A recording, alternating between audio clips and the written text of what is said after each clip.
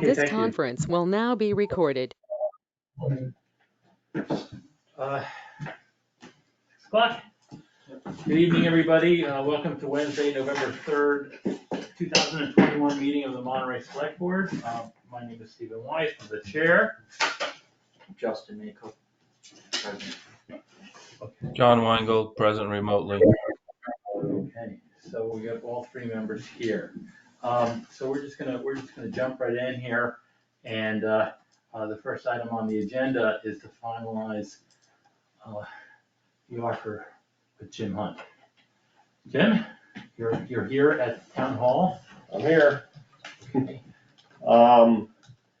As we spoke last week, and I don't have any problem with the salary at what it was at, offered at. It was 74.5, and then 77,259 after 6 months. We talked about the word interim, and I'd like to request that be stricken only because it, by definition, means temporary.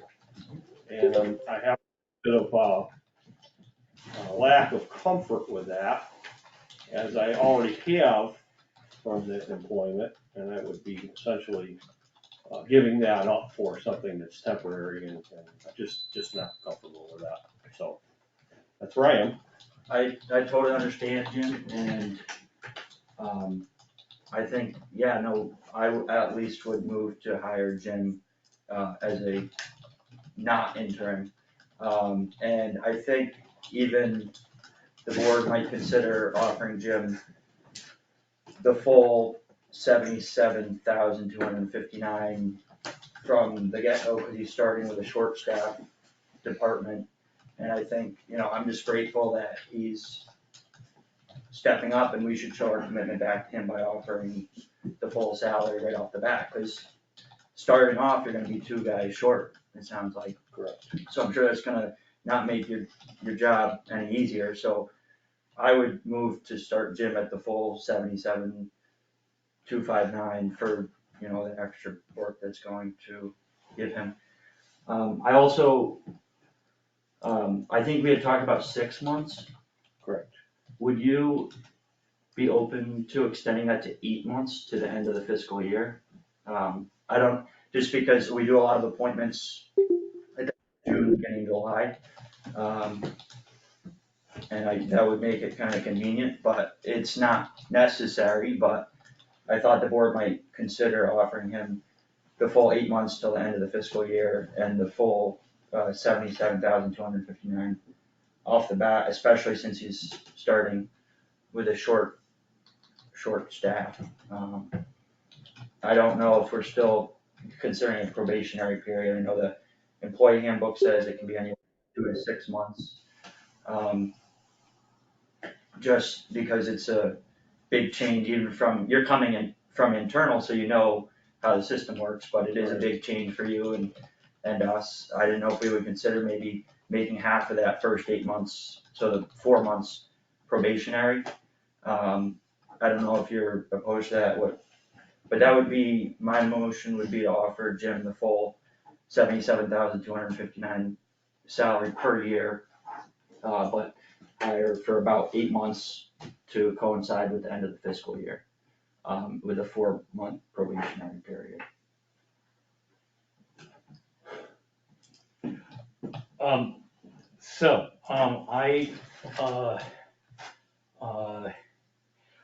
Like I said at the last meeting, you're gonna be coming in at the very toughest time of the year to come in for this particular job, and like Mr. Maycook said, you are short-handed as well. I think that's, I personally have no problem of offering you the full salary. And I'd like to thank Justin for considering that. That's a very good idea. It didn't even cross my mind. To the end of the year is an interesting thing. We tend to do our appointments as of July 1st, Sean's, was yours year to year, or, I mean, was it January to December, or was it year to fiscal year to fiscal year? So that would make sense. That would align your employment with your predecessor. So it's also a very good point, Justin. So, and I am 100% behind removing that word interim. You are going to be the director of director of operations. And therefore you should be, you should have that title. I would also agree with Mr. Baycook that, halfway through anything is always a good idea to have it sit down. 4 months puts us November, December, January, February. So we're all gonna know by the end of February what's up, right? So Justin, if that's the, those are the parameters of your motion? I thought, like I said, we're grateful that you're stepping up, short staff, I'm sure, there's gonna be no shortage of work for you. Jumping in, short staff, so I figure, the least we can do is offer you the full salary right off the bat. And that'd be my motion. The lower salary would make sense if we were starting you off in the summertime and, Or if I was a new employee. or you were a new employee, but I mean, like I said last time, we're throwing you into the deep end of the pool right away, Sean, you have any? No, Based on I that? think that's a great idea. The only thing that I have to say about that is, in February, don't hold him hostage because he's short-staffed and the roads are behind and,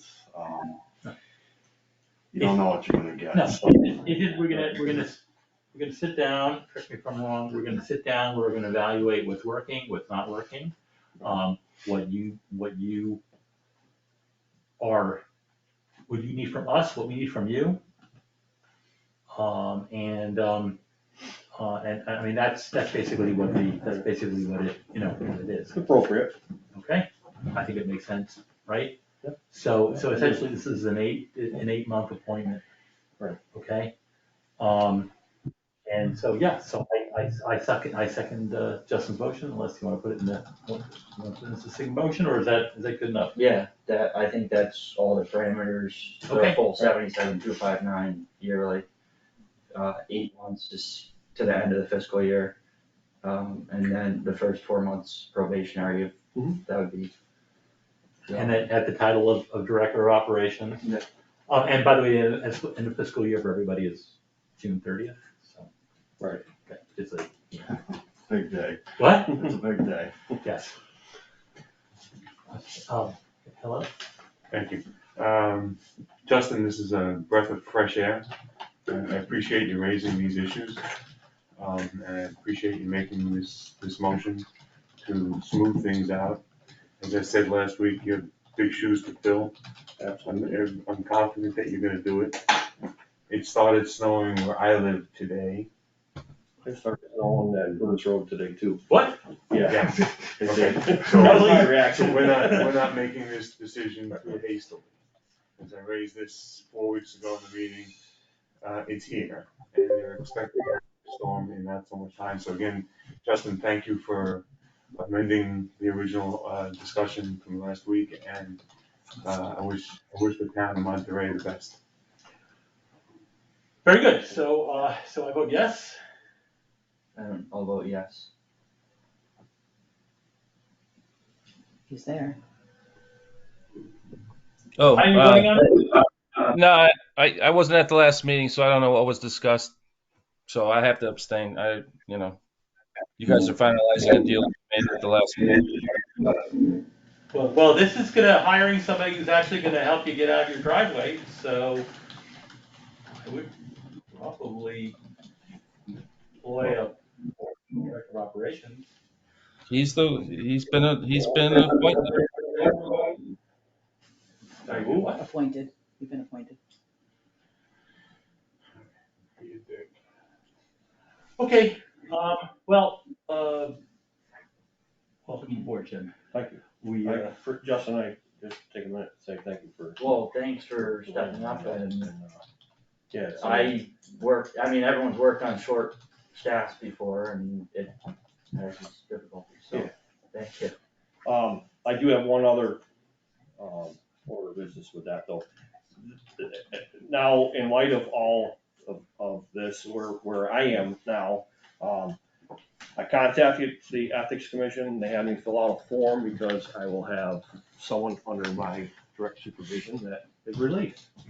I did not hire Mr. Conklin, but the Ethics Commission assures me that all we have to do is fill out this form, which I've done, and make you all aware of it, that Tyler is my nephew, and that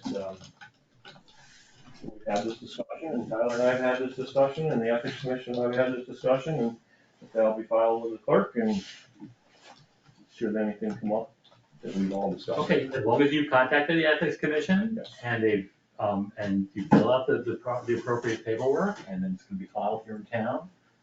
That you're not the first, person to work with family here in Monterey, They put it. and you won't be the last. Right. So, Sure. so that's fine, thank you.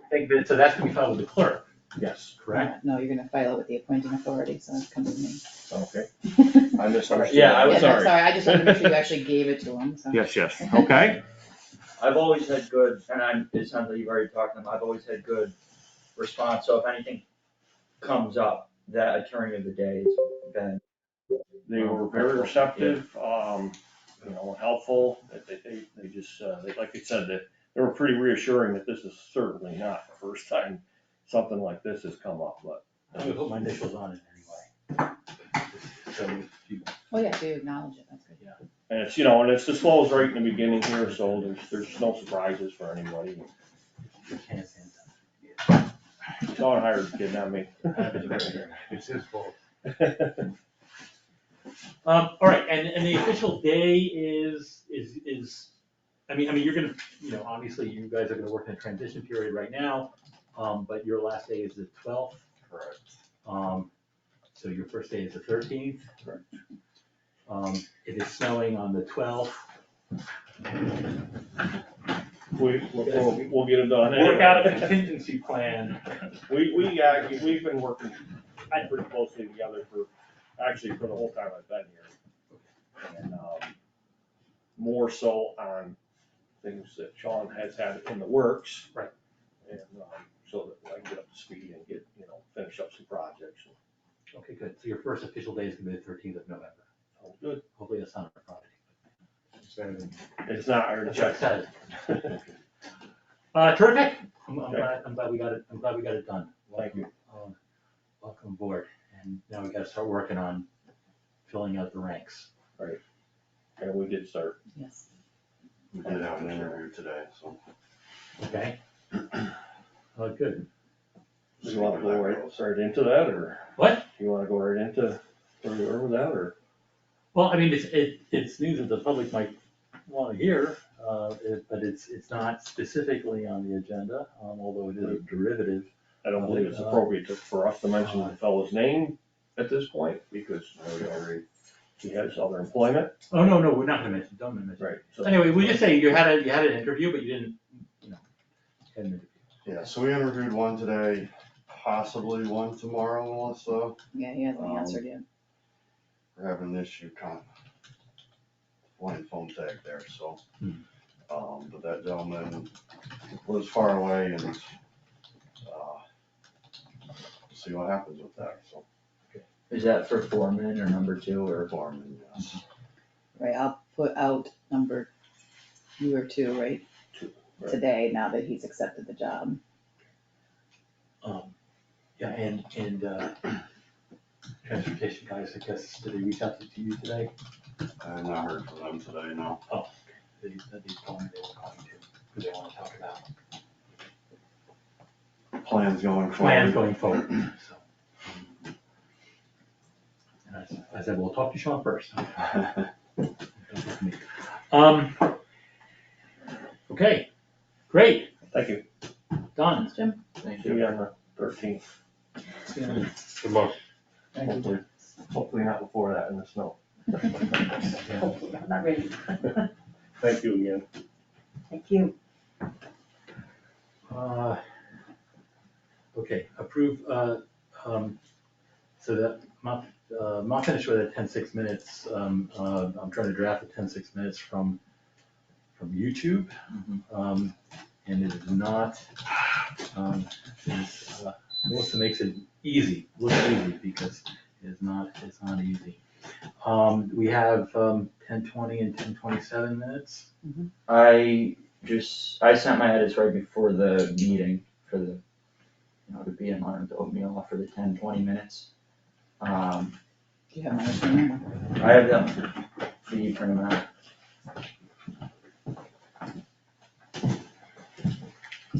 I have mine on my computer.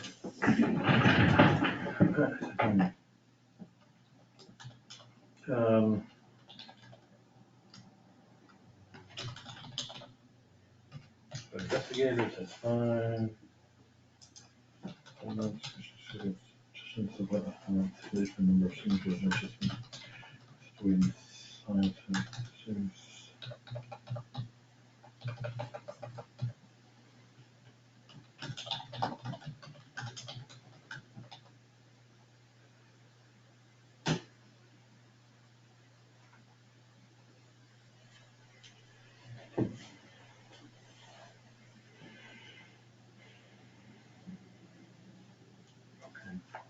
Um,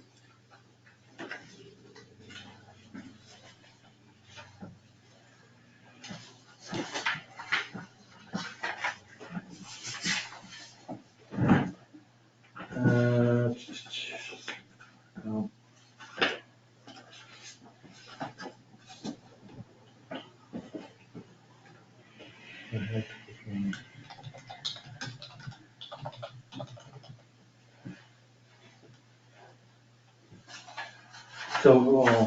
So number 11, didn't we just talk about, we talked about all department heads not having the ability to post their own agendas? Yeah, so what I believe the way that I brought up the question was that, Melissa, as town administrator, is the only, person who can post agendas on the website at this moment. And I don't have a specific way of going about it, but how can we find any solution to get a redundancy in that role, so that if she's out of office or on vacation, people can hold meetings. So whether that's, and it mentioned in here, maybe we change the posting location back to bulletin board, maybe we give other people access, maybe we give department heads access. I don't know what, but that's a problem that I've identified, and, Okay, I so still I think would, we so should I continue would, so I would leave in what you wrote, but I would also leave in about the sentence before about the inability of the department heads to post.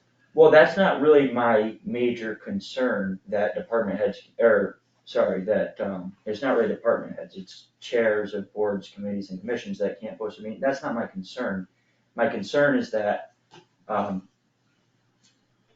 we can't have a week where no one, I don't think that we should have a week where no one should be able to post a meeting. Whether that's that was one of the solutions that I offered.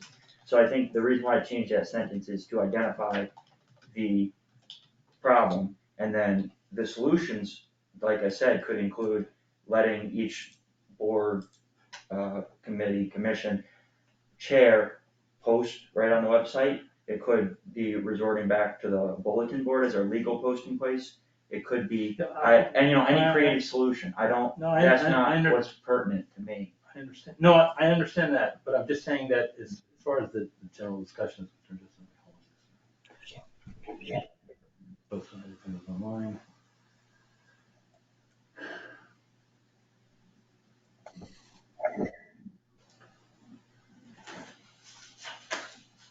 And I still do, and I know there was a survey sent out, Yeah, I'm not ready for it. I'll have it for you next Yeah. week. so we're not ready to discuss it yet, but I think, it's something that we should have some type of backup. Or we should have some way that meetings can be posted. I think, I agree with you, we're looking to see how other towns, actually make that happen. So, okay, all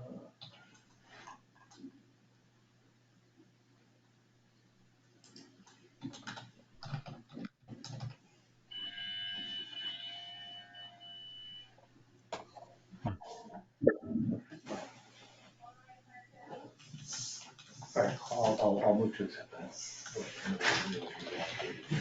Okay. Well, I also approve of my edits. So this is a meeting that, He was there. What? He left, I think. yeah, it's there for 5 minutes, so, is there a certain amount of minutes that are there before, John left? John, did you get my edited 10, 20 minutes? I did, but I can't, I mean, like I can't approve something that wasn't there. Okay. Alright, well, Okay. yeah. What about the next one? 1027 had no edits, so. I haven't gotten to 10:27 yet. I will be, we'll work on that for next week. Oh, so you did do, okay, so you do have you may have edits, but. Oh, I have edits, I just haven't made them. All right, Yeah. we'll table that for next week. Continue review of select board policies, procedures, Oh, draft. you missed the public Well, records. public records. Oh, I'm sorry, public records on website policy. I sent you all an email about it. If you wanna take time to review it, that's fine. Yeah, so I saw most of what you went over in your research was departments, right? Like tax collector, clerk, police. Right, I didn't even touch the boards and Yeah. commissions. And so I think what might be really helpful to people, because yes, to post all of the police papers redacted, or to post everything that goes through the tax collector's office may be unwieldy, but, a lot of boards meet maybe twice a month or once a month, and when they use documents, their minutes are always posted online and their documents aren't. And so for me, from what I got at town meeting, that would be a helpful start.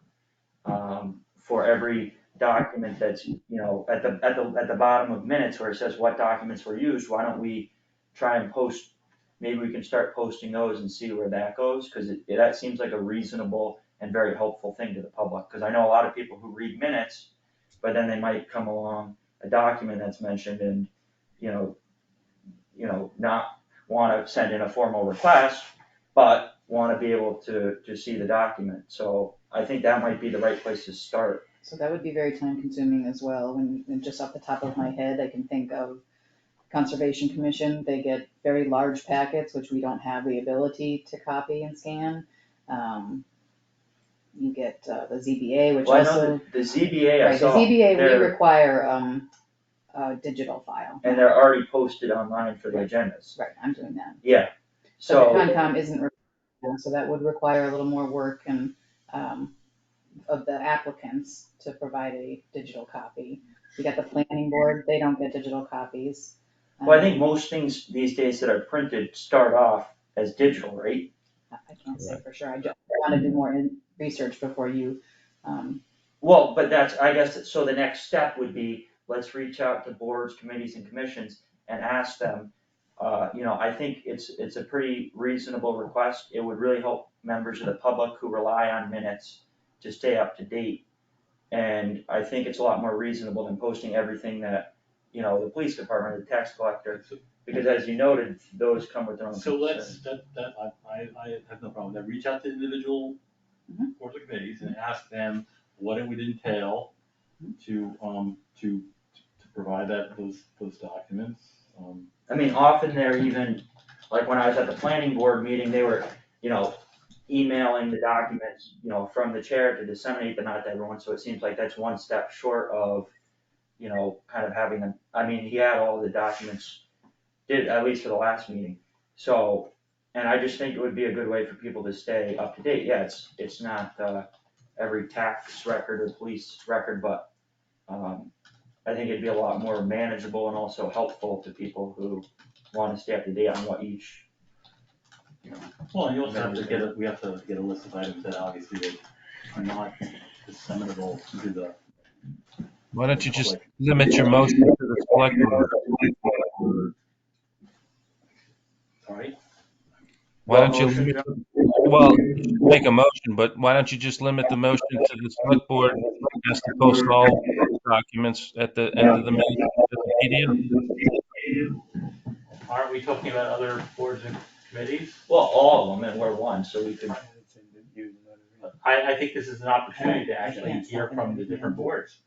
And I mean, if Everybody you're can gonna, do if you're gonna. well, I come up with think a policy- John's point is why don't we just start by example and Right. just start doing, for us, at the Right. least, usually we have what, between 5 and 10 documents about I per think meeting? if I understood the conversation at town meeting correctly, it was about determining what kinds of public records were gonna be on there. So I think we first need to determine, all public records, is it only this, is it that? I mean, if we get, I think we need to be a little clearer on Yeah, the if I get documents. I a- mean, you get some emails, am I supposed to put every email that comes in for the select board? Am I? No, but I you know, think the point being understood, it's not feasible to post every public record, but I think, so I have identified a category, which is ones that are used at meetings and in the minutes, so that usually at the bottom of minutes, it says documents discussed at the meeting. So anyone reading through the minutes is going to be able to see what those documents were, but not, access them just as easily as they can get to the minutes. So, I mean, that's where I would start, and I think. Hasn't that already been a policy? There's a list, they're not attached to the minutes. No, So there'll be a little bit of time to scan everything. So would that include, so right now we're gonna go on to open meeting law complaints. Does that include the complaint and the answer, or is that entirely Of different? course. Well, I think anything, obviously, because all these things, someone could come in and make a public records request for, right? Or even it's really available through the open meeting law, so anything that would be available through that way, let's just eliminate that step. Cause I know even I sometimes read through maybe the parks, minutes, and they talk about a document, and I would read it if it was right there, but not every time am I going to go and request it. And so I think it would be a pretty effective for the amount of work that it would require. And I know a number of people are signed up to get the minutes, delivered to their email. And so I think, we could start as a select board as doing it, since we already post the, minutes, and then what documents, there's usually a list of about 10 documents. And I know a lot of them are already on, as PDFs or as Word documents, and so I think that'd be a really good place to start. So the only ones that the only things that I would suggest don't get, posted, because our drafts. If we're working on discussing drafts, I see draft policy, we're working on actually perfecting a document, we haven't perfected it yet. I don't know what purpose it would serve for somebody to read it and then say, hey, are you really gonna do number 3, or are you gonna change it to this, or why don't you change it, or why don't you change it to that? And you have a whole nother level of discussion on drafts that, if we're working together to come up with a document. I would tend to disagree, just because some of these documents, like, for example, access to council, other department heads and boards are gonna be interested in how they can access council. So And so it might actually be very beneficial for them to be able to see our draft policy, and But then. the policy it's a draft. But yeah, that's what I policy. want, is I want them to see our draft, reach out and say, that doesn't really work for me. Like, for example, the building inspector needs to contact council when he does on a timely basis, because he's required by law to respond within a certain time. And that may be different than, than other boards or departments that contact council. So if a department head can see our draft access to council policy and then reach out to us and say, hey, I don't think this is gonna work for my department, I think that would be great. I'd like to hear, instead of, passing it as a final approved policy, and then later hear, well, that doesn't really work for me, and then go back and edit it, or not edit it. I would like to know in advance, what reservations, what changes people want made, so that they can be But considered. that's for their own departments, but if we're talking about making a policy for the select board.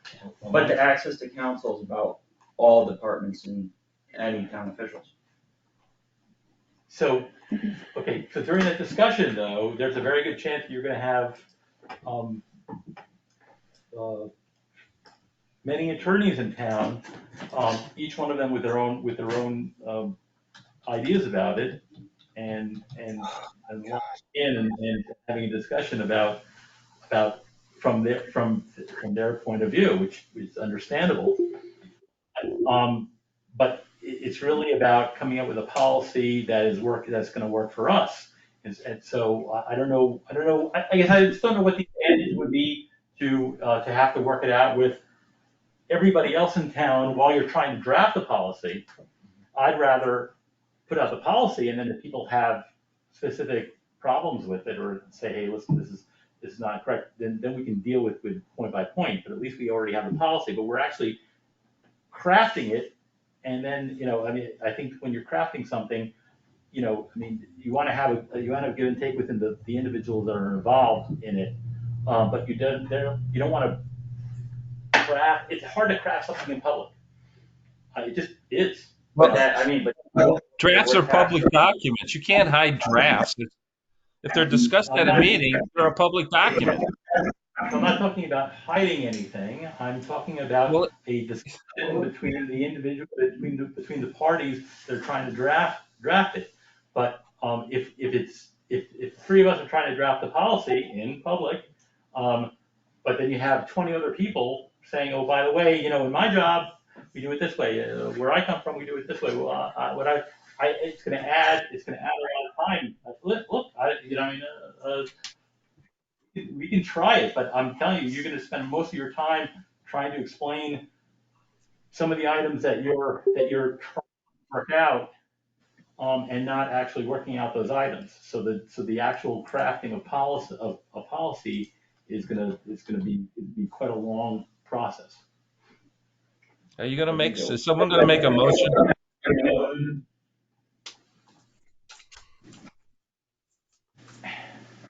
well, Hello? I agree.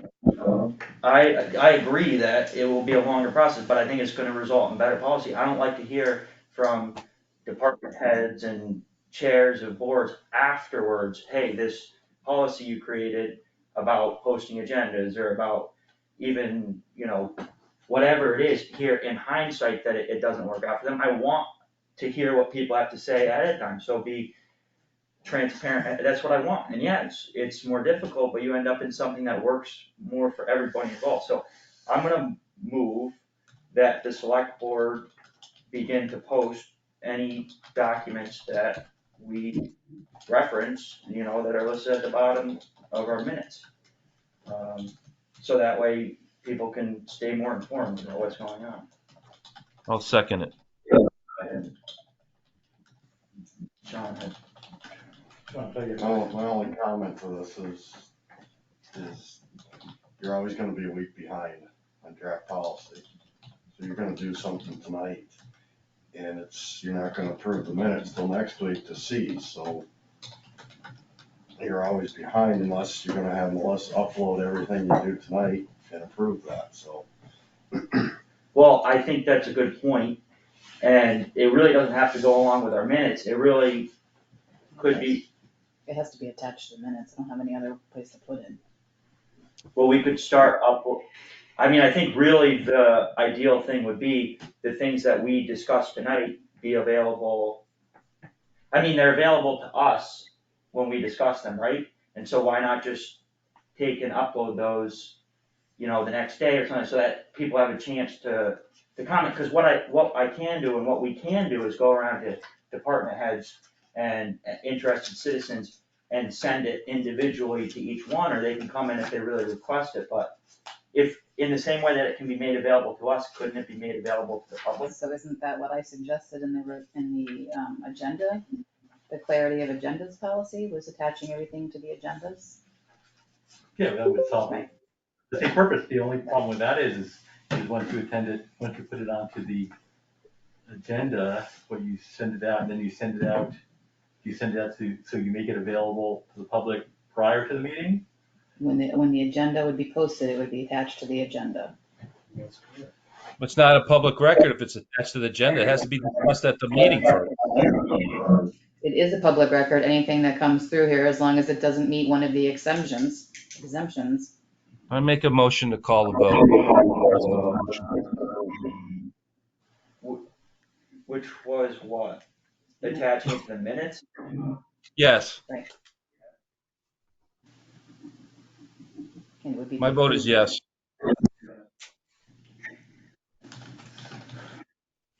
To make the attachments, to attach the So for tonight, documents and for discussion to the minutes and make those attachments public. Right, so for example, any documents that you've looked at tonight Right. would get attached to the meeting minutes after you approve them next week. So if you held, like you guys have on the 10/20 and 10/27, nothing's gonna get attached until they're approved. As Sean pointed out, you would be weeks behind and not getting the, The only problem I see with posting them with agendas is we do have things that come in within, between when we post the agenda and the meeting, we just do. I mean, this week we do, and it's, most meetings we do, it's just the reality of life, right? right, maybe we should take a week to think about it and see what the impact is and. I think the thing about the minutes is, it is delayed, but it's all there. Especially for people who stay up to date by reading the minutes. The difficulty with the agenda is just that, it's just a reality that we have things come in between when we set the agenda and not. So I think as a start, why don't we, since the documents are listed at the bottom of the minutes, why don't we just include the actual documents that are referenced, I think as a start. And so I'll vote yes on doing that as well. So we just, I want to make this clear. So we're going to make, so documents that are discussed, they're discussed on the minutes, are going to end up being available to the public. Well, they already are available to the public, but they would just be right there so that people wouldn't need to make a request or wouldn't need to do any extra digging. It would just be right there. And so I think, I understand. Sean makes a good point. It is delayed, but the agenda thing's a little bit difficult just because we do have things come up not, exactly in that timetable. So I think the minutes is a delayed way, but a safer way. And why don't we just start with that? I'm gonna agree with, because that makes it a neat package. If you've got the documents coming in 2 weeks before the minutes come available, or whatever period of time, it just, well, where is that document, where did I see that? That just makes a big hodgepodge in my mind. If it all is together as one document, the minutes and the documents that are referred to in that package of minutes, that makes it neater. Right. Yeah, and yeah, okay, and those documents that have been discussed, they've been discussed at the meetings already, so, all right, that's fine, I got no problem with that. Who made that motion? Justin. And John, you second that? They all voted, you just. There's already been 2 votes. I vote yes. Okay, that's fine. Let's see how it works. Speaking of documents that Can I make a point of order, please?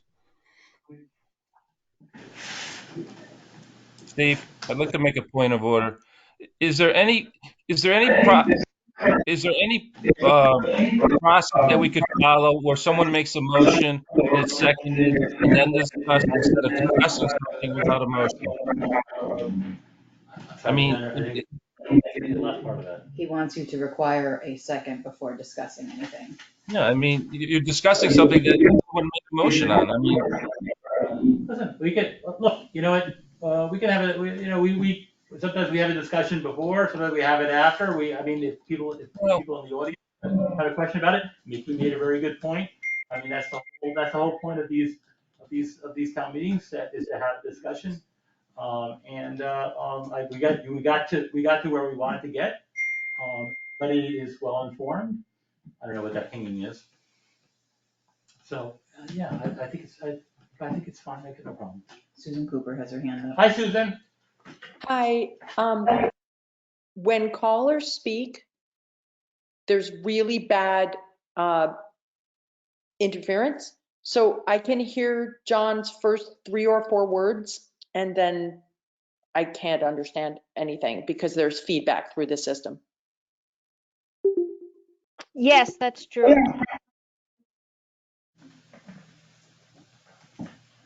Okay, what we're trying, so you're unmuted. So, okay, but when we're speaking, can you hear it here in town hall? Is there an interference there? They're shaking their head yes that there is interference, or that they can hear you, I'm not sure. No, we can hear you fine. It's only callers or people over the net. So when you were talking just now, you were hearing feedback? I don't hear my own. And I keep pausing like that to try to keep it from happening. Go ahead, Ellen. When Susan speaks, it's very clear. There's no feedback from me. When John speaks, it's a jumbled, staticky sound that is very hard to hear. That's also true for my connection.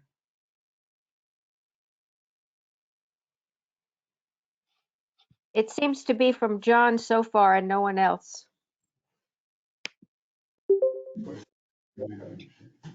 Well, how was that? Yeah, I hear it too. I don't know. I'm on fiber connect. Me too. There's a big echo from you, John. I actually heard it that time from Ellen too. Oh, there we go. I Me did too. Yes, now I heard it on mine. Okay. So I think right now, we're gonna try to figure out what this is, but in the meantime, when somebody makes a statement, just make the statement and then say, end. And then Melissa will mute you. Maybe it's a cross off between some people that are on remotely.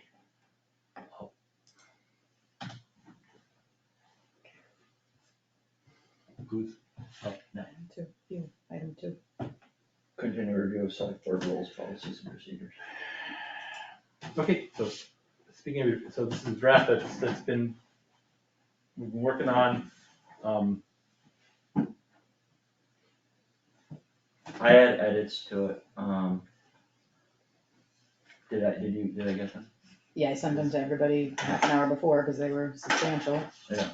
So if you don't want to drag this on and go Can piece we, by piece, I can would. we print that out and discuss it at the next meeting? Is that within the parameter of, with the edits? Yes, Because, yes, because is that? Yeah, so, Is that yeah. acceptable?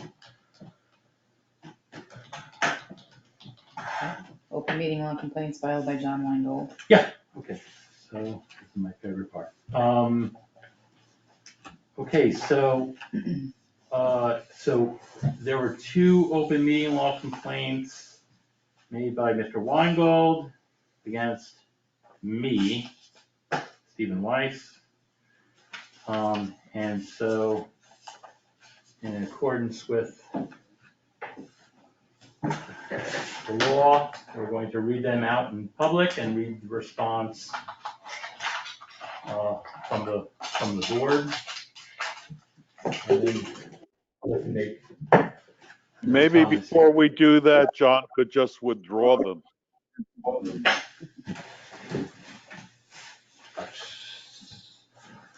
I don't think you need to read the actual meeting law complaints.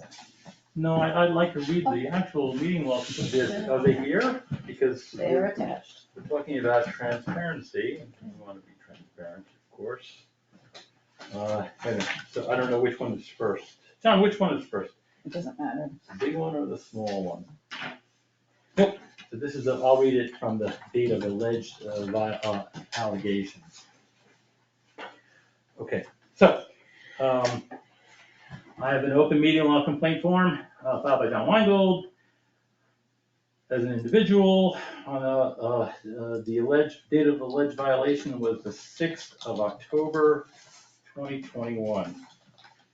Okay, and just against me.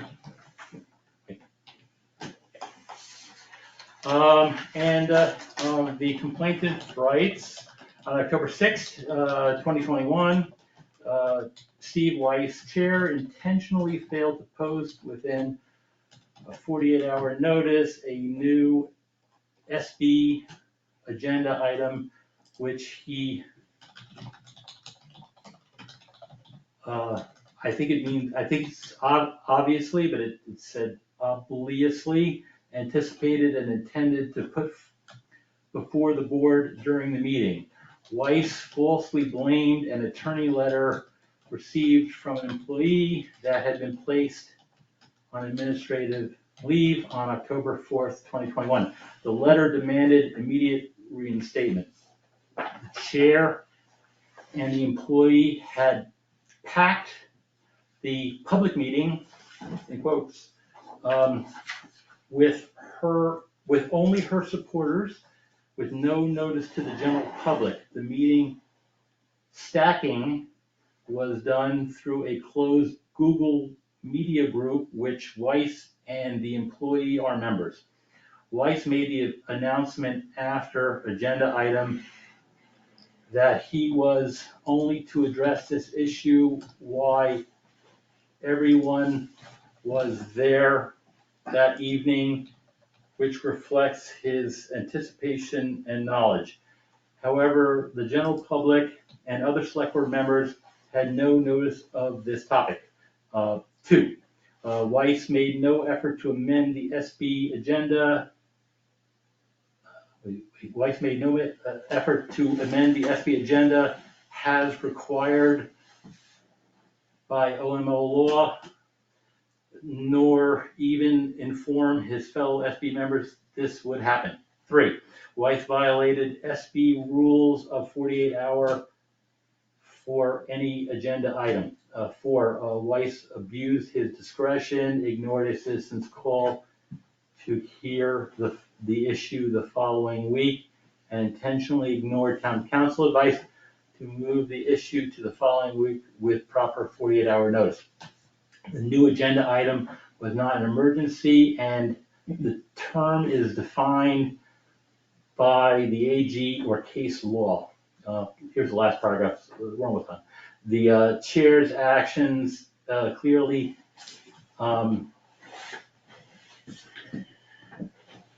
indict his intentional disregard of OML to provide proper notice to the entire general public versus only one segment of the voters. Yet the chair had time to stack the meeting with his own posse without notice to the general public. His refusal to move the matter 1 week indicates is disregard, I'm assuming it's his disregard for transparency or following any OML mandates. And the action that he would like to be taken is to invalidate the 10/6/21 illegal vote as the agenda item violated 48-hour posting requirements. SB should properly post and revote. Removal of Weiss as chairman by SB. Mandate OML training for all SB members.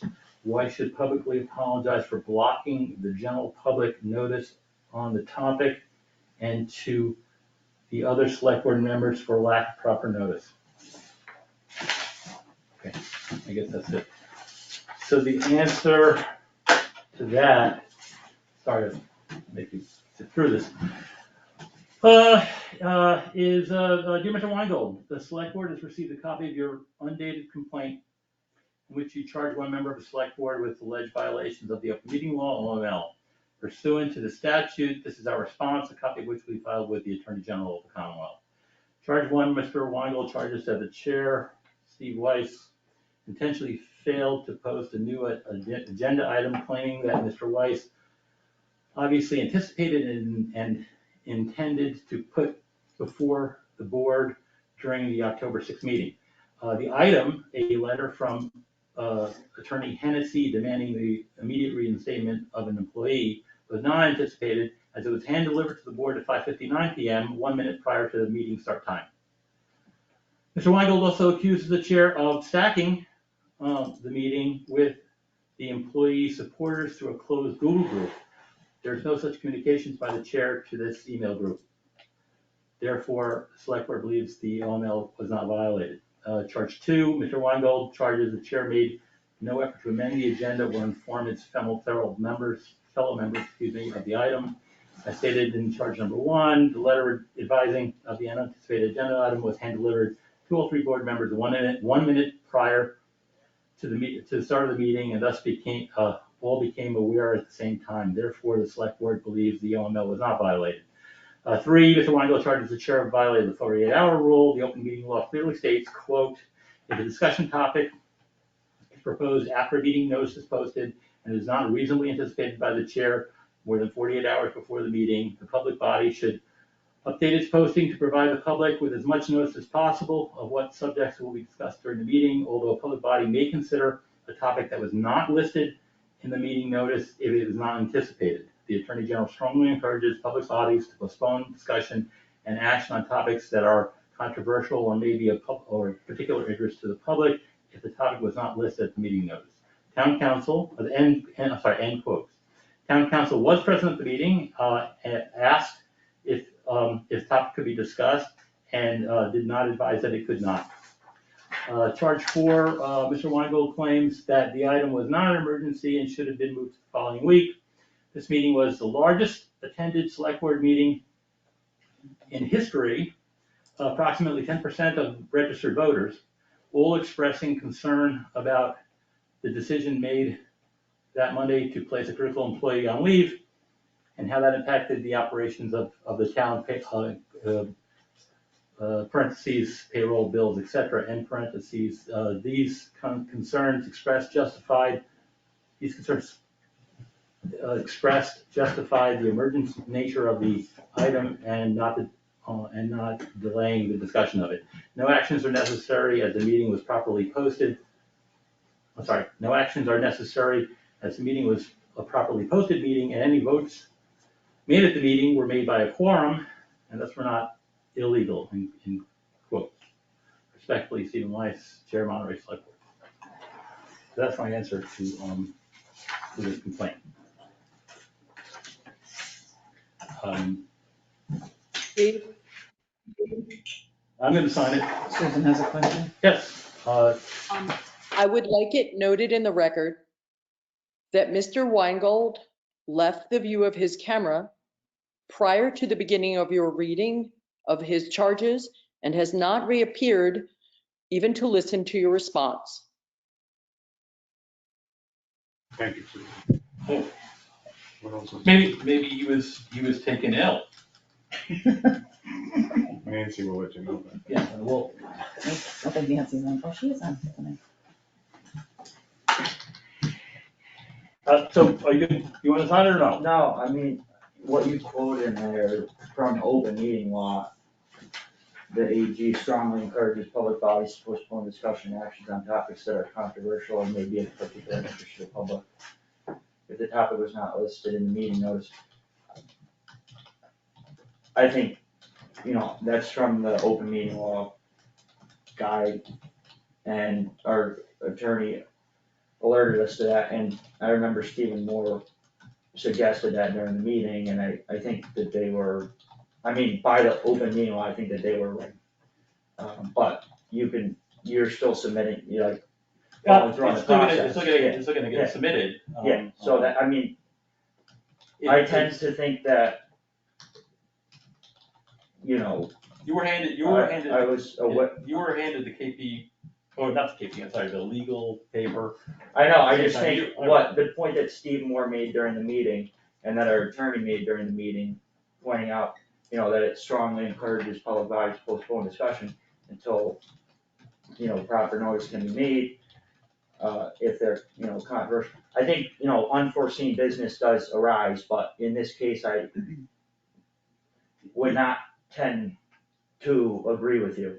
You heard me ask the attorney who was sitting over And the here. attorney suggested. And he suggested, to it, he postpone. did not say you Yeah, so, cannot I mean- discuss it, he said, right? Yeah, he suggested, he basically quoted this and said that, you know, it should probably be Right. moved to a proper. But I asked him, can I do it? And he, you know, and he didn't tell me that I cannot do it. Yeah. He said I would strongly encourage you. Yeah. Right? So, yeah. He would strongly encourage you. So that's the whole point of this letter, is that there are times where there are emergent circumstances. And obviously the public was, I mean, again, we have the most, it's amazing, between the amount of people that logged in and the people that came here, this was a historic event. We had the most amount of people sitting in you know, or logging into one meeting. I don't disagree with that, I just tend to disagree with your reading of the open meeting, I think that's all. Ellen Coburn has her hand up. Okay. That's okay. Okay, thank you. Go ahead, Ellen. Thank you. Yes, I remember, Justin, that the attorney strongly recommended that, encouraged that. But I also remember his exact words, I believe, if you go back to the recording, I think I'm probably very close to his exact words, in which he did say it's your meeting and it's your decision. And the other thing that I want to emphasize is what Steve said about the number of people. I think that we were astounded, really astounded, at how many people were upset by that decision, and how many people were quite nervous, maybe even scared about what was going to happen to their paychecks and the other situations in town hall without a town administrator on the grounds. And if you listen to that entire meeting, you realize that it was quite a crisis. I would use the word crisis that night. And so in considering whether you would reverse it or decide to vote in any other way from the way it ended up that night, I think you should think about the feelings of the townspeople about how important it was to have a town administrator on the job. Thank you. Hello? There seems to be a big conflict over here. Justin, you're complaining that we should have postponed. And I know, and I did, hello. Oh, just allow me, and Yeah. that, you got it, okay, you got it. But, so let me say two things. You were the one that finally voted after 2 hours and 15 minutes to approve it, so it's a little bit late to be saying we shouldn't have done it. You did it. That's I'm the not way- saying we shouldn't have done it, hello, what I'm saying is I think it was in violation of the open meeting Okay, law. Yeah. I strongly suggest does not mean required, does not mean it's the law, does not mean it's in stone, it's strongly suggested. So let's go back to that October 6th meeting and revisit the urgency. And I'm echoing now what Ellen used the word crisis, the urgency. If we postponed it for another week, for the discussion for another week, for the sake of trivial rules and regulations, this town would have come to a halt. No one would have been paid, no one would have come back to work, nothing would have happened in this town, no work would have been done here. That is more than a crisis. That would have been helpless over here. And you were the one, thankfully, that finally said, I will vote for it. So it seems to me that you're not taking into consideration the urgency on the one hand. 2, 10% of the voting, more than 10% of the voting public participated in the meeting. And 3, you were the one that finally voted for it. So it's a little disingenuous on your part. I'm basing, you know, what we're talking about is the open meeting law, not every factor, and I don't think I think, you know, I have the open meeting law guide, and, you know, this is about the open meeting law. This isn't about every factor, and I tend to think that as controversial subjects do arise, if they're unforeseen business, is at the discretion of the chair, but, what Steve Moore suggested and what our attorney said, I tend to agree with postponing, 48-hour notice. I know a lot of people did come. There were some people who used the website and the email and didn't know, didn't see the agenda. There's a reason we post the agenda in advance. This is just based on the open meeting law. That's all. I hear you, okay, but if you reread the open meeting law that you just reread, it said strongly suggested. Didn't say mandated, didn't say law, didn't say it's an open meeting law violation to proceed and so on and so forth. So it becomes the judgment of, in my opinion, the public to be able to discuss a critical issue in this town. And we, the people, have that right to discuss it. And I don't think that there's an opportunity in the world that is ever gonna have us, ever stop us from discussing these kinds of things. I am not gonna sit quietly, Justin, if there are no services in this town. No, look, this As a is matter of about, fact, I will be really unquiet about it, if you can imagine what I'm saying. yeah, I think what the open meeting law about is about posting and educating people, and that's all. That's what this is about, okay? I appreciate that, but this was a circumstance that rose that night. That's for the, the office to understand. I just, Who was first, Mickey or the audience member? Don Coburn was first on here. Sorry, Mickey.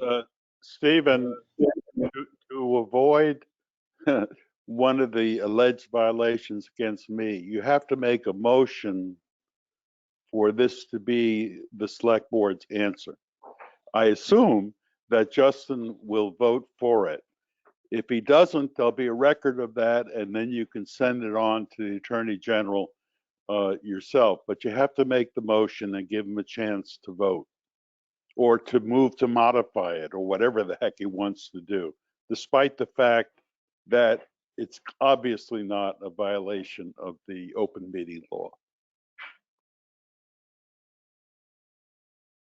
In case I so, you know what, I am proud to say that I have so little experience having an open meeting law complaint filed against me that I do not know the parameters in which to adjudicate such. So if that's the case, or does somebody want to speak before I? Well, did Mickey still want to speak? I just want to say that we are discussing this on the agenda tonight is definitely not what happened on October 6th. Because I don't want to go there. And I don't think we should go there. And it's not on the agenda. We're just discussing an open meeting law complaint. That's it. Not what the whole meeting was about. And nobody should be discussing that either present or online. Period. Steve Moore? Yes, Ms. Moore.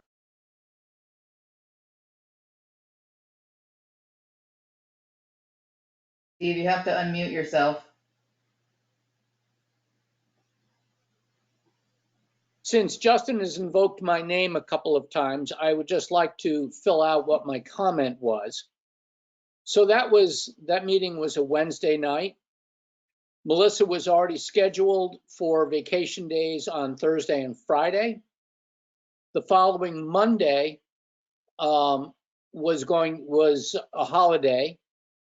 And so my suggestion was there would be time to post a meeting agenda for the following Tuesday that might have only resulted in Melissa being away from her desk for 2 more additional days. It was not just across the board, hold it off, but rather in consideration of the fact that she was already not going to be there for 3 of the upcoming days. So that's what my suggestion was at the time. I'm done. Mary?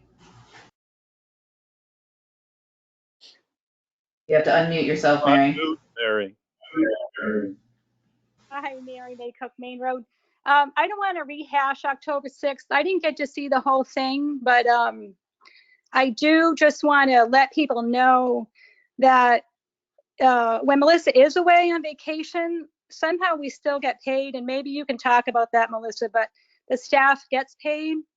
And I know there were a bunch of staff people that were very concerned that she needed to be reinstated right away, and they were threatening quitting, and then 2 of them quit and they're not coming back, but they made that decision before. So we chug along, and I understand we chug along because of a lot of people, and Melissa's role is very important, and what she does as administrative assistant is very important. But Melissa, how many vacation days did you have this summer? I don't know, Mary, but I can answer your question. So the difference is when they put me on administrative leave, they took access from everything that I had. So I was not able to do the jobs that I do when I'm on vacation and make sure that everybody gets paid. So no one had access to any of that. All right, so.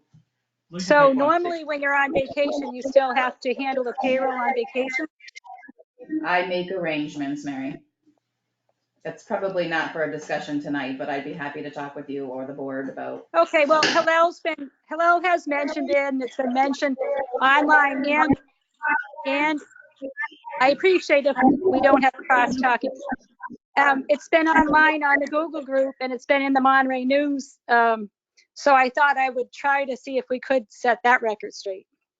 I'm not going to say anything else about that meeting, but thank you for listening.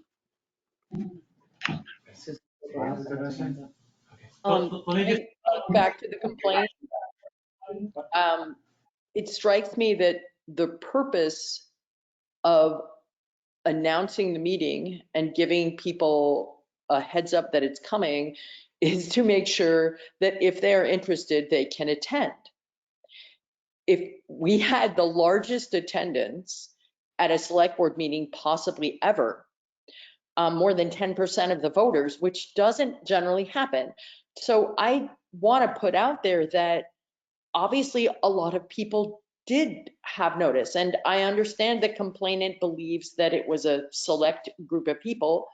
My understanding is that that Google group is actually open to anyone who wishes to participate. All they have to do is ask to be in it, and many people are, and clearly word of mouth spread. But to suggest that it was I would say postponing the meeting would likely have resulted in fewer participants, less participation from the community, not more. So that it seems to me if anything, postponing would have reduced participation, and the purpose of the OML is to allow it. Susan, I did hear from people, I think like you said, a lot of people knew about it and a lot of people attended it. But I did hear from people who did not know that the item was going to be discussed.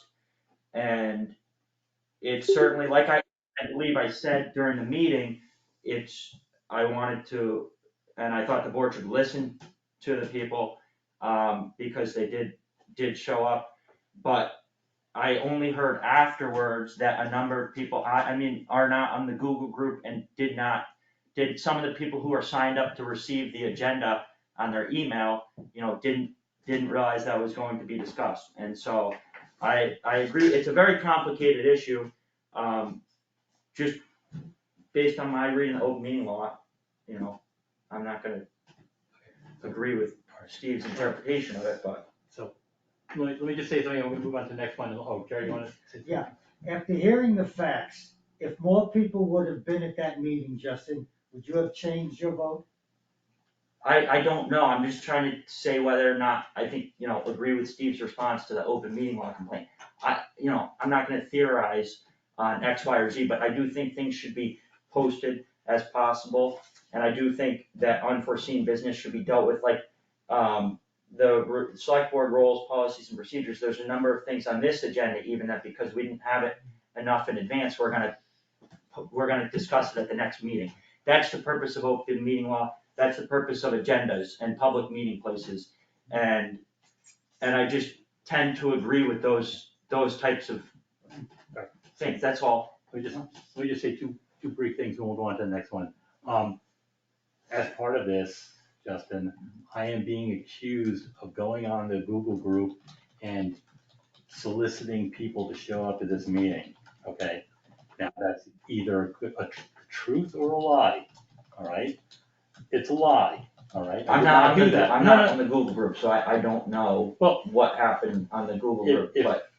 Do you believe me if I tell you that I didn't? No, do I it? mean, what I'm just saying is when you, the passage that you quote in there and what our attorney said and Steve Moore's suggestion made at the meeting, which like he said, he explained what his suggestion was, I agree with those things. I'm not That's just my arguing, I'm reading not of the arguing the open meeting law, okay, Yeah. I understand your commitment to the open So, meeting law, okay? yeah. And I honor that. Look, when I had my open meeting law complaint, you didn't agree with the emergency meeting I called and you didn't. Yeah, but I So- didn't send an open meeting law complaint against you because you made a mistake and you're human. And I thought anybody who would send an open meeting law complaint is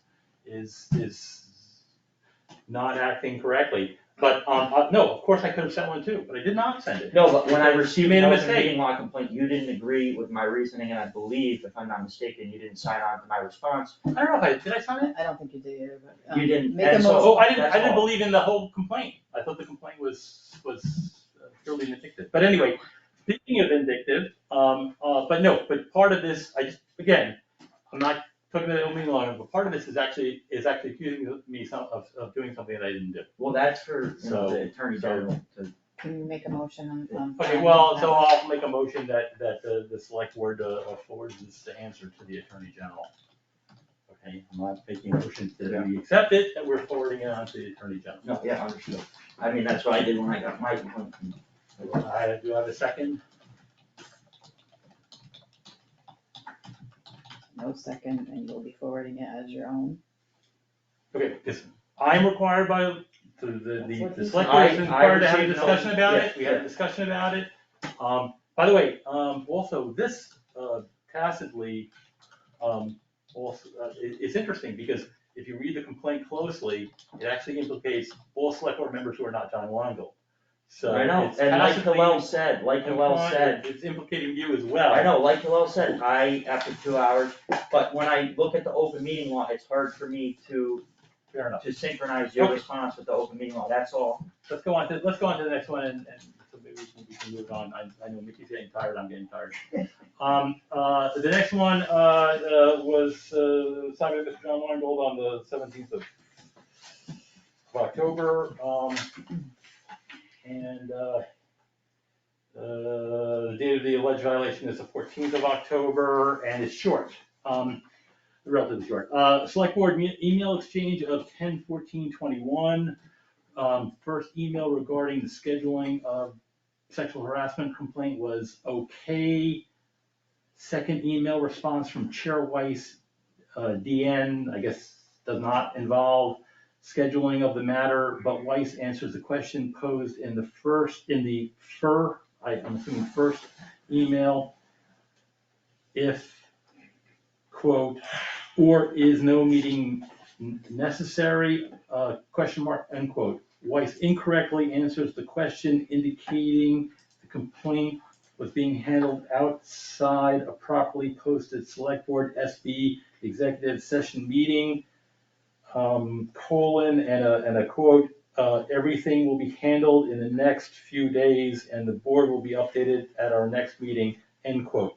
This is a deliberation between two SB members concerning how a complaint is being handled. N mention, I'm assuming it's no mention of scheduling was made by Weiss. As a select board member, I don't know who exactly is handling this complaint in the next few days, question mark. Also, no one has the authority to handle the complaint, in quotes, handle the complaint except the entire SB in a meeting. This entirely outside the SB meeting posting process and without any authority by TH, but I'm assuming it's the word the entire board.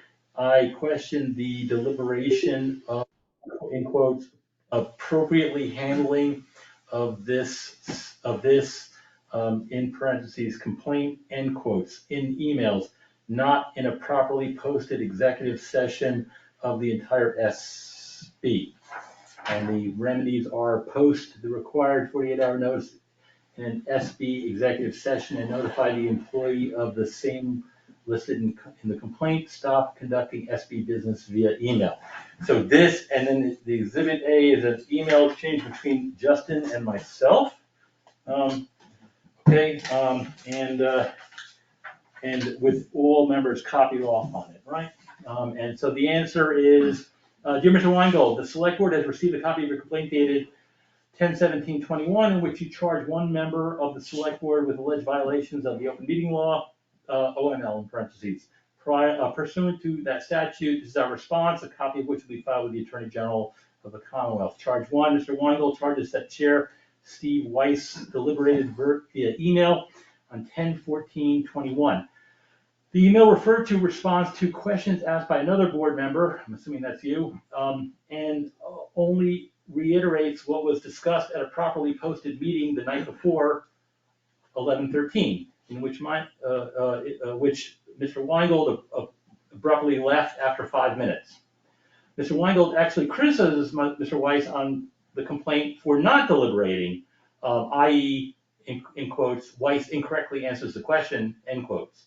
Had Mr. Weingold stayed through the end of the meeting, again, he left after 5 minutes, he would have known that the board agreed to allow all parties involved in the existing complaints 1 week to address the matters amongst themselves. Therefore, the select board believes the OML was not violated. No actions were necessary as the meeting was properly posted, as was a properly posted meeting, and then the votes made at the meeting were made by a quorum. Respectfully, Stephen Weiss. Any questions about that? This is embarrassing. The Attorney General must look down on this town and say, what is going on? This is just beyond the pale. Because we're allowed to communicate about scheduling. Of course we are, and there's So, no discussion in an email exchange. All right, thank you. So I move that we send, that the board has discussed this and we properly send this to the Attorney General with our approval of this one, this answer. Okay, got a second. All in favor, aye? Yes. Yes. Anybody out there voting or no? Nope. No. Okay. Sorry about that, folks, but access to council draft policy. Okay, so I read the policy. Who wrote this policy? All of the changes were made by Justin to the original policy that we had in 2017. Let's see if you want to do. Really? So what I changed on this policy is that any government body or official who wants to have access to town council for an issue would present, what they want to contact the town council about to the select board. And in an emergency, I know a lot of times, for example, the building inspector may have a complaint that has a time limit on, or an issue that has a time limit on it. So he could go ahead and reach out directly to council, and then we would be updated. I know it seems like a lot to update the select board every time council is contacted.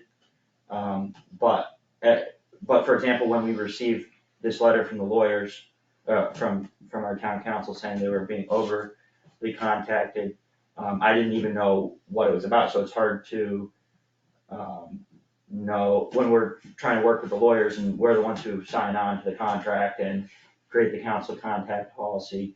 It's, I guess, important for us to know what that is. But through speaking with some department heads, I also realized, heads of departments, especially a lot of them who've been around a long time as compared to boards, may know more easily when it's appropriate to contact council. So maybe we could separate out heads of departments, can reach out to town council, but, should probably keep the select board updated when they do.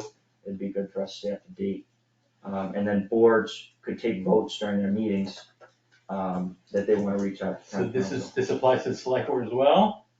Yeah, I think so. Now, I've got a question, because now, it's like, for example, let's say, I don't know, let's say the planning board, now sends an email to council about something. Is that email, how does that work? Because, and then if they notify us, then is that email, subject to public release? Well, anything that's confidential would be confidential. But I think, if the director of a department wants to contact council, then they could just say, okay, this is a request we'd like to contact council about, and then we would just okay it. Or if they needed it in a more timely manner, they would just reach out to council and then let us know, hey, we reached out to council. So it's good for us to stay, we have a new lawyer, stay up to date on, are they responding to questions well, and then we can know when we're, renewing their contract next year, or up, our terms of engagement. It would keep us updated since we hired them and wanna see how well they're performing. So right now you're suggesting, so in this, okay, we should, can we print this out and actually have a discussion about it, because I'm trying to read it right here on my phone Can I ask you a question? Yes. Is there an uptick in contacting,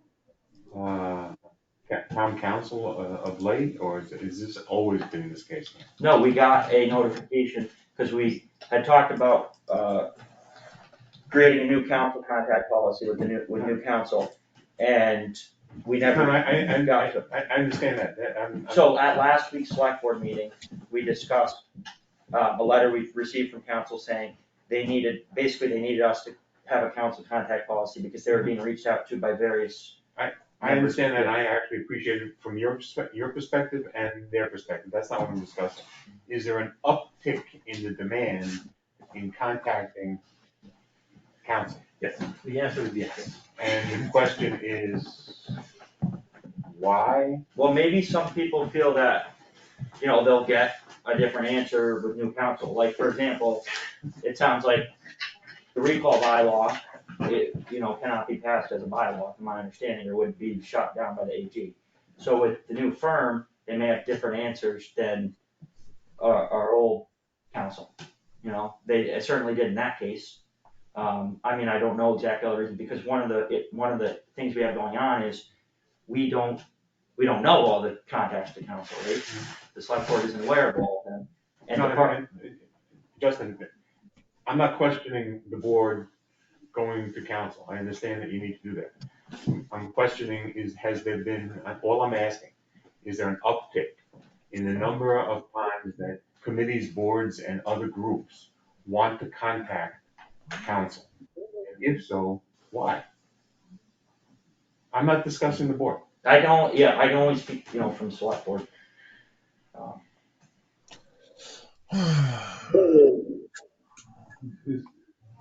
That's John. Well, he can probably answer your question there. And Nancy is waving her hand. What I would, obviously, this is the policy that I think would work, but I would also like to check with different, boards and department heads to see if this is something that they, what their opinion on this would be. But isn't this what they're currently operating under right now? And have been for. No, No. you guys were allowing everybody to contact. Oh. This is to try to control it So it should go back to what it was. in 2017. Nancy has her hand up if you are ready for comments. Yeah, sure. Go ahead, Nancy. I just have a question. If the percentage has increased 5, 10, 15%, I understand, but I think that motion to have the heads of the commissions or boards contact the Board of Selectmen is quite relevant. At least they can know what's going on and see if it's valid or not. So I think that's a good motion. Okay. Is your motion that everyone that contacts town council has to be approved by the select?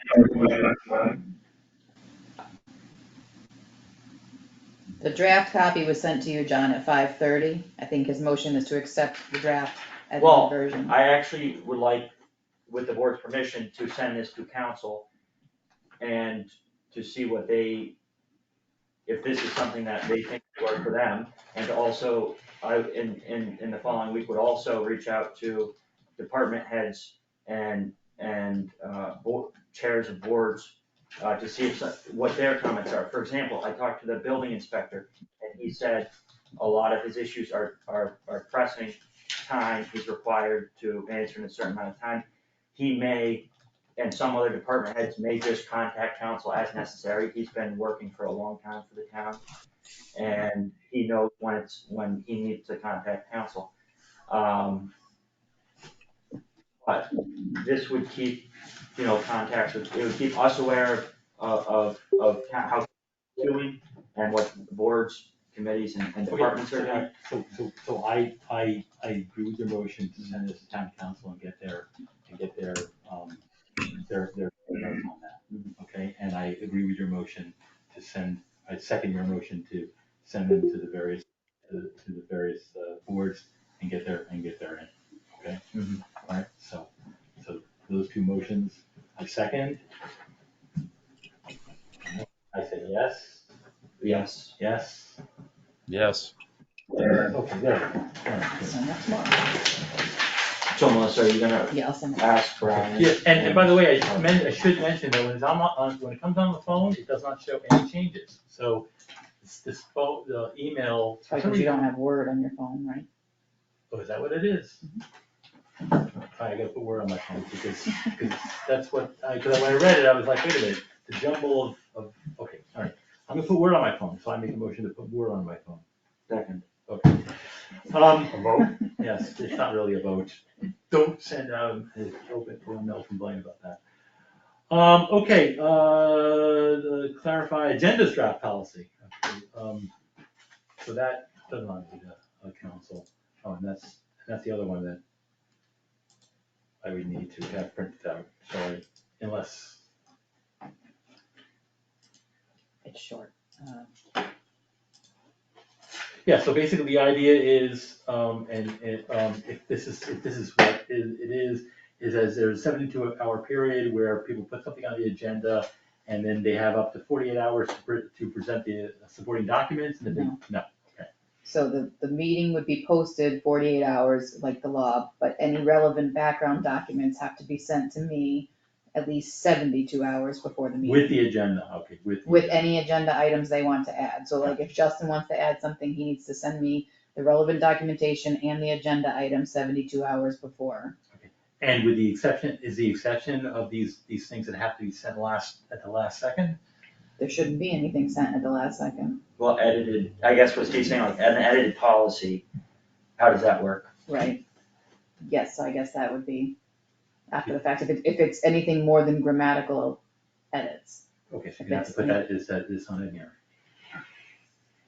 The only other thing I wanna add Basically, is, as it says, edited drafts and other documents which present an opinion or deliberation on official board business shall be presented at the meeting. Gotcha.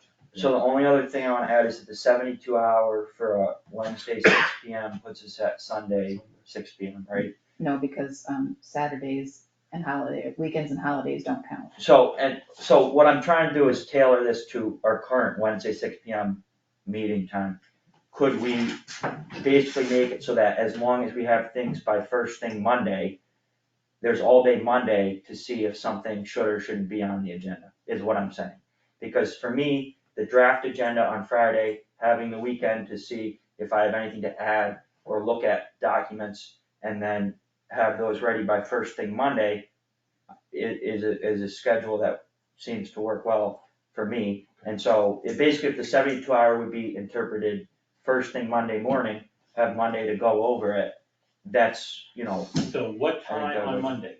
Because it has to be a time, not first thing. By 9 AM on Mondays. Yeah. Now, just note that if it's a holiday, you're still gonna have to get it to me on. Well, yeah, because we have to post our agendas Friday then. So Right, so you'd actually have to get it to me on Thursday then.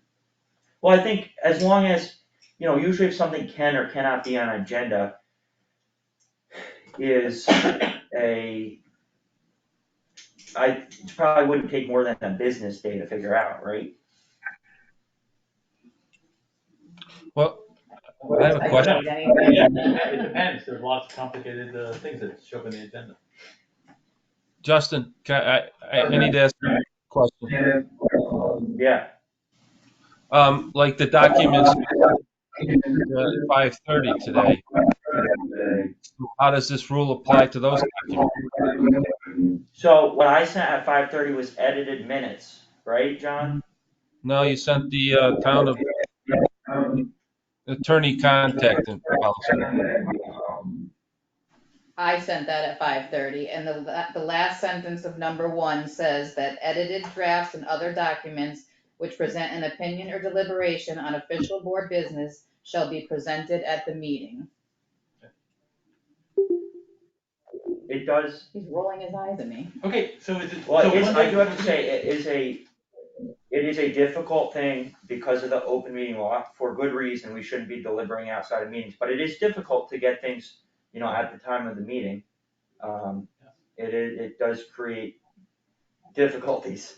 So, and I don't know that there's any way, however we write this, for us to, we have to follow that law. Right, well, so you wanna fix, is Monday at 9 AM an appropriate time? We'll fix that, and if it works, we'll see how it works. Doesn't work, we'll change the policy.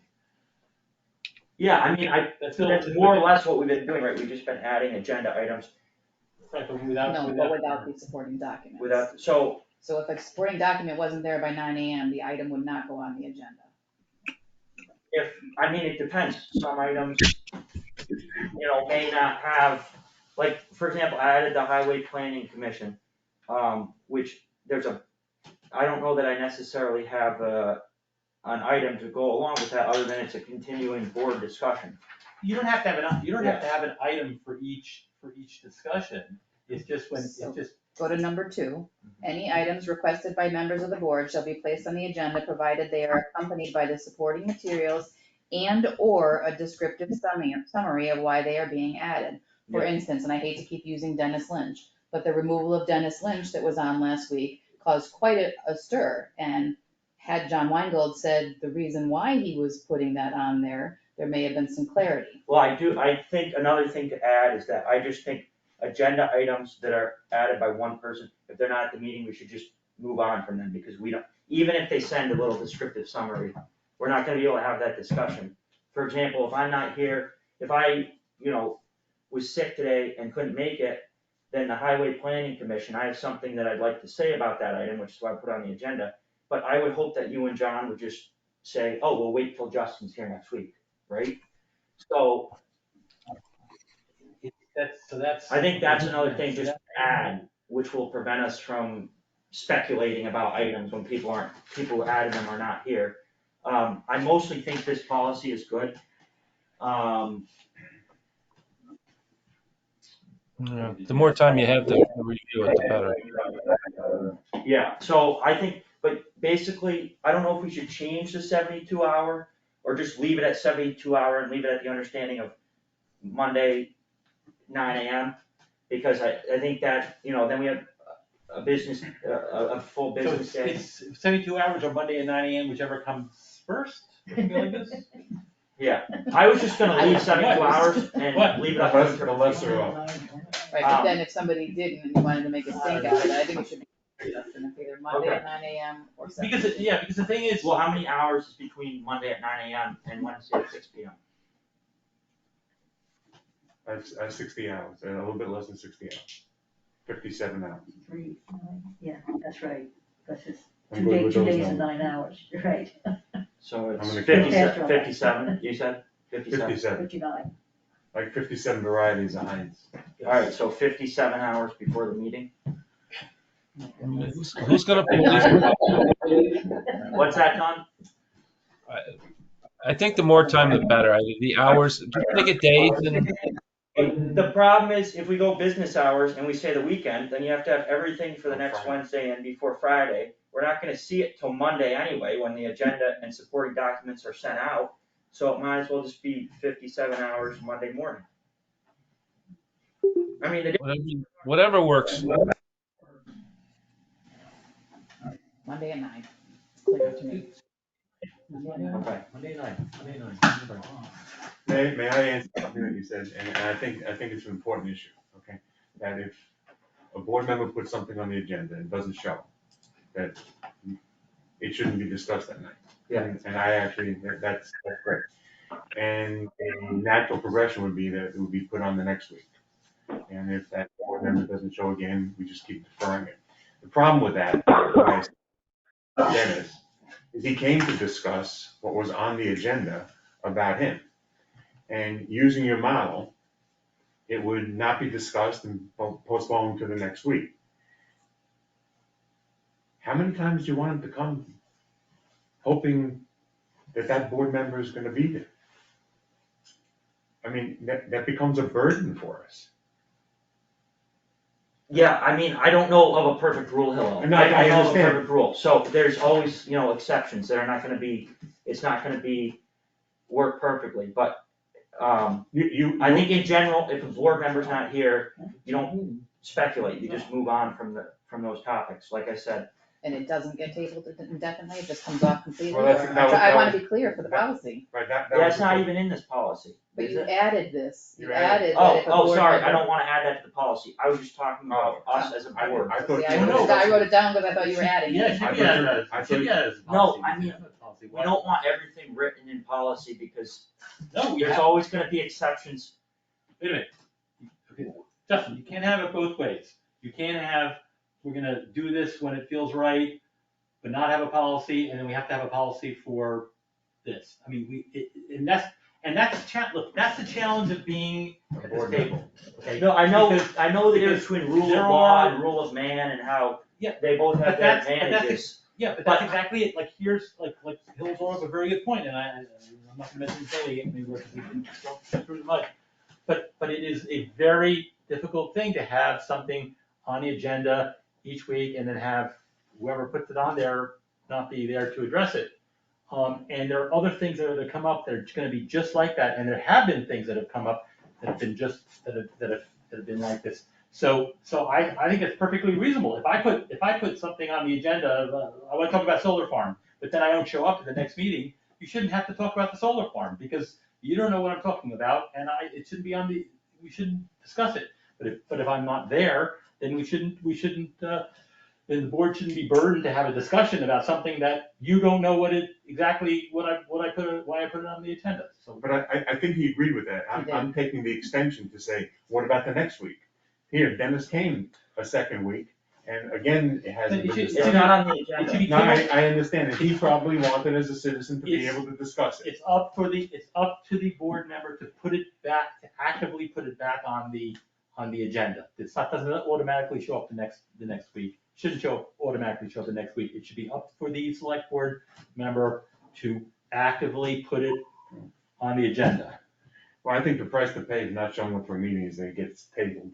That's what I think the Yeah, fair thing. it gets tabled, it gets tabled indefinitely unless, again, the select board member can put it back up on, otherwise you can't ban a discussion I understand. forever I if somebody doesn't understand. show up. I think we're between a hard rock and a post over here, and I think. Yeah, you can't make policies that fit every situation, I understand, and so I understand that. we I can't understand expect it. Okay, So- we have an audience member that's hand, so. Don, go ahead. Gentlemen, you have spent an hour and 40 minutes of this meeting talking about nothing but process.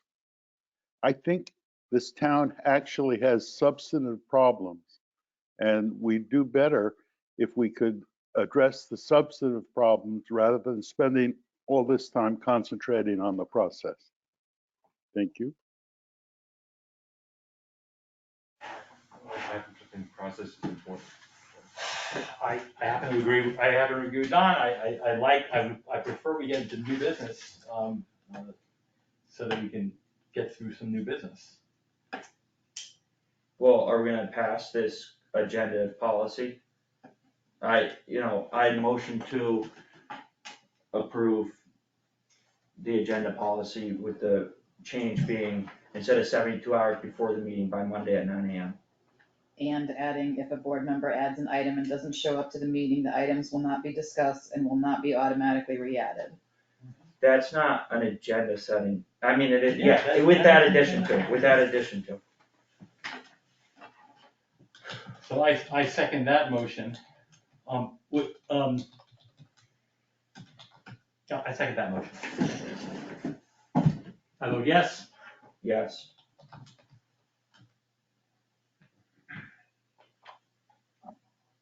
John, You yes? did, John. You gonna vote? No vote? Yeah, I'm just reading the agenda thing right now.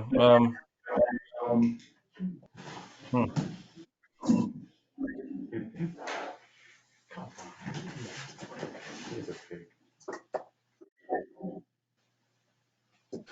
So we're gonna buy, okay. All right, fine, whatever. That's fine. I vote yes. Okay, all right, good. Okay, Town Charter Committee, So the town charter committee, the board tasked me with reaching out to individuals interested. We have 4 people who would like to be appointed to the town charter committee. Catherine Hurst is one, Ronald Winters, Mickey Jervis, thank you for joining us, and John Silbert. And then I believe my wording of the charter committee's purpose is to see if the town will vote to require the select board to establish a town charter committee made up of citizens to investigate and advise the select board whether a town charter is appropriate for Monterey. that was the wording that was approved at town meeting, no? That's the wording that I had. And so basically this committee will will investigate and advise the select board whether a town charter is appropriate for Monterey. We have 4 people who would like to be appointed. I know we also have more people already interested in the bylaw review committee than there are seats, so maybe some of those people will, maybe we would find a 5th person to round out the board, or the committee. But it'd be great, I think, if we could appoint these 4 people and carry out town meetings, directive. That's fine. It'll be a 1-year appointment. Yeah. Is that a motion? I motion to Mickey Jervis, John Silver, Catherine Hurst, Ronald Winters to the town charter committee for a 1-year appointment. I second that. John said it. Okay, great, so I vote yes. Yes. Yes. Okay, good. Okay, new business. One last thing on town charter, committee before we leave, sorry. Okay. So for the bylaw review, Melissa, you've already, I know it's not on here, but we're talking about committee, never mind. I was just gonna say, we've received, See, it's a problem. It's up to you. no, that's fine. Why wasn't that added to the agenda? Because the deadline for everybody to send their submittal is the 23rd, did I say? The 18th. The 18th, Is 19th, yeah. So will everyone who just got appointed to town charter committee get sworn in and You get a letter. and ethics? I will send them a letter tomorrow, and then they will have to make arrangements with the town clerk to get sworn in and do the open meeting law. Okay, and they can, then they'll be their committee. Then we'll be able to have meetings, yes. Okay. Reminds me of something I gotta add for the next one, but all right. Please table all my stuff, because I'm exhausted and you get to the other stuff. All right. We're gonna table your one for the A one. through D, yeah. Okay, So the next thing I was thinking about, or my next item is Highway Planning Commission. And I know Melissa did some research on this back, I think in June, and found out that the bylaw that we have is not actually a bylaw, which is why we're gonna do the bylaw review committee, one of the reasons. But we could still, if the board wants to, appoint a commission. Well, we find people who are interested in doing it first, which might help, advise and oversee, and help with the highway, department. Melissa wrote up a description of what a committee might look like, back when she did the research back in June, which I more or less took and wrote up here. Highway Planning Commission will work collaboratively with Director of Operations, Town Administrator, and Select Board, advising and assisting on matters related to the road-related infrastructure of the town.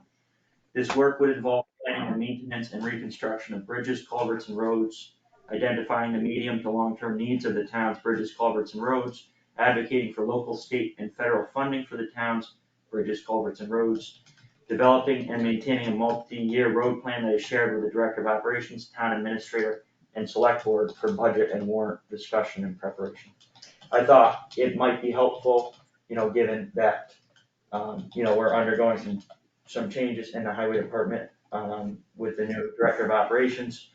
I figured it may be helpful to have a highway planning commission, even though it's in our bylaws, it's not technically a bylaw, but we could still elect to do it if we thought it'd be helpful for the town. So the only objection that I have is the second to last sentence, which says that the commission is going to put together, suggestions for the highway, director of highway operations or of road operations. And I don't think that is, right now, that's one of the jobs that is tasked by director of operations, because they're the ones that are actually on the roads. So, I can understand that so it's, in other words, I'm trying to look for language that is less, well, we're gonna come up with a plan and we're gonna give it to you, Mr. Highway Director. If you can imagine how somebody would feel, if some, but so I would try to come up with some wording that was a little bit more collaborative in nature. Well, I think that's the first sentence, starts off, we'll work collaboratively with Director of Operations, Administrator, and Select Board. Right.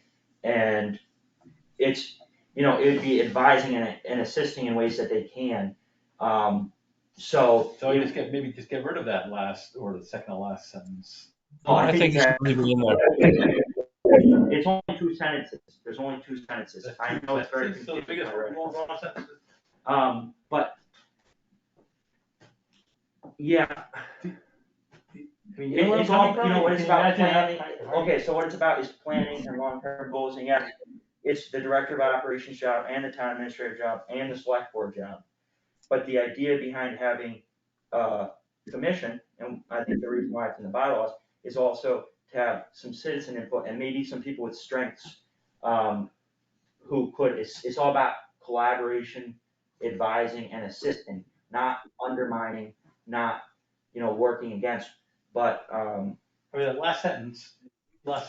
This work would involve planning the maintenance and reconstruction of bridges, culverts, and roads, identifying the medium to long-term needs of bridges, culverts, and roads, advocating for local, state, and federal funding for the town's bridges, culverts, and roads, developing and maintaining a multi-year road plan that is shared with the Director of Operations, Town Administrator, and Select Board. Shared with the Director. So I guess my point is that the language should be working with the Director of Operations to prepare a road management,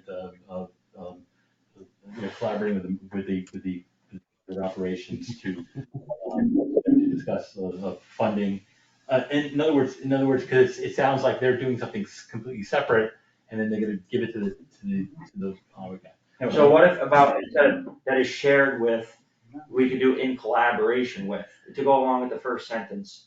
I'm sorry, Well, I was just gonna ask, Coordination. wouldn't it be wise to In speak with the Director of Operations first to determine what he would find helpful, rather than automatically burdening him with a new committee? He might say that, a committee would be great if they had certain qualifications. I know my husband's a road superintendent, and he said when some people get on these committees that know absolutely nothing about roads, but they think they do, and they push these ideas that are gonna cost lots of money and they're not gonna do anything, it's very difficult. So it might be worthwhile getting input from Sean while he's still here, as well as your new Director of Operations, of what kind of impact that would have on them. Because Yeah. The bylaw that you say doesn't actually say doesn't give them any charge. No, it doesn't. This is what you, this is Right, I told mostly you. your wording Right. of what would. So And point being, it's great to reach out to Sean and Jim and but I wanted to first bring it up to the select board, because they would work with the select board, the town administrator, and the director of operations. And so, I would, So I can and will reach out to. Well, why don't we do the same thing that we're doing with council about the policy for accessing council? Why don't we hand this document over to the director of operations for his input? And then have a discussion with him based on his input at the next meeting. Well, I also would like to make a recommendation that we give the bylaw to the town council and make sure it is a bylaw. It's not a bylaw. It's not a bylaw. We It's not a already bylaw. asked council. Well, I want it in writing then. I have it in writing and I will get it to you. From former council or present? From former council. Well, I think we should send it to present council. If it's not a bylaw. Well, but John, the thing So is. you want to cost $210 just to hear what. Well, John, the thing is, we can appoint a highway planning commission. We can just elect to do that, right? Yeah, we can. So I think that is the safest. Make the I think motion. that is reasonable. All right, so, Well, hello, yes. Justin was. what I can do over the next week, I'll put this back on next week's agenda and reach out to Sean and Jim and talk to them about this wording that I have here. Send them a I copy changed of the wording. share with to in coordination with. Send them a copy, yes. So I move that we. Before. I'm sorry. Oh, sorry. No, go ahead. Why don't you put the director of operations on this commission? That's, and that would help Melissa's comment about Maybe people getting on and not knowing about roads. At least there's somebody on this commission that does know about roads. So right now, right, so that's step 3. So step 1 is gonna be try to formulate the language. So included in the language is that the director Well- would, and now you have collaboration. I'd like to find out if you may not wanna be on it. You may say, no, that's a bad idea. So the first thing is, I would make the motion that we give a copy of this current, description to current highway, director of highway operations and the director of highway operations for their feedback. Since I put on the agenda, I'd be happy to go and reach out to Sean and Jim, discuss it with them and report back to the board, if the board so desires. That's fine. I'd like to be present at it too, since I would be part of that whole. Okay. And as long as they get to see a copy of what is being proposed and make their recommendations, I've got no problem if you want to do it, Justin, it's fine, but you should include Melissa. Yeah. Okay, so that's my motion. I'll get a written opinion from town council. Oh, yeah, I thought our council. Do you want to vote on that? Because. Yeah, anyway, so that was my motion. Yeah, then we'll bring this back to next week. Yes, and then we're gonna put it on, we'll have a discussion about it next week. Yeah, second. Okay. See? Yes. Yes, Yes. John? So just to be clear, are you voting on whether it's getting sent to new council, or are you accepting old council's opinion? I don't think it's pertinent, because hopefully we'll move forward with. It actually is appointing a because there's another commission, the salary commission, that the same thing applies to. We didn't talk about that. But it's in this. It's Well, in the- I wonder. I'm already going to town council. I don't need a vote from the select board for that. Okay, so it would be good to know whether these commissions are required by the bylaws, and it would be very good for the bylaw review committee, which I'm not speaking about tonight, but they should know these things when it. Right. Have a document prepared for them. Okay, but right now, we're only talking about the highway planning commission, and that was my motion, you seconded it, we all voted yes. Fine. Number 3. So that was my item, and it's not necessary. Okay, so we're gonna table number 3. Review any correspondence to be sent and signed, So the citizen petition got 83 certified signatures, right? I think that's what all that was about. No, I was actually referring to the emails from Ellen Coburn. I don't know if you. So she was worried if the signatures were gonna get certified and they didn't, right?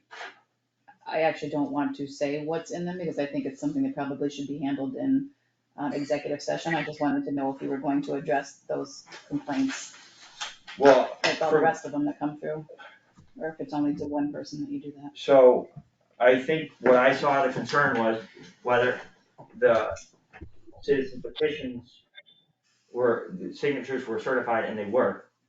And that's what I, Well, if you want to come in and talk to me, I'll explain what it is, but Stephen, I'm sure you're aware of them. Do you guys want to?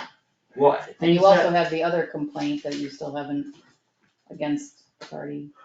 We're gonna talk about how you're addressing everything. Okay, so that's, so all right, so we're done with discussion of A, B. It's hard to respond to things when there's no specifics, which, So she sent this to council and council has not replied to her yet. Michelle was supposed to be on, but Peter is. I don't know if Michelle's in the room with him. She was gonna comment. Right, then if she's not there, I would table this to the next, to next session. Well, she's asking how to protect herself, as some of the language in the email she's getting is bordered on threatening, and certainly the focus has been on forcing her out of office. well, I haven't got, there's no specifics that I got. Why is this a select board issue? So, let's hold that letter over for, when we meet in the executive session. Well, it's hard to comment on things without specifics. How do we, that's all. All right, we're gonna hold this over. Comments or questions from the public? Ellen Coburn has her hand up. Hi, Ellen. Hi, I'm sorry, I was off for a few minutes and then I came on and I heard you mention my name and vote 83 votes. And was I supposed to say something about anything? No, you're all set. I think everything that needed to be said was said. Okay. Okay, thank you. 3 signatures were certified for the citizen petition, Ellen. Yeah, I know that. I thought you might have been referring to the complaint that was on the agenda last time. I didn't know if that was what we were talking about. No. Okay. Sorry. Sorry? Reverse. Huh? Go ahead. I just hit the wrong button. I make a motion to adjourn. Second. All in favor? Yes. Yes?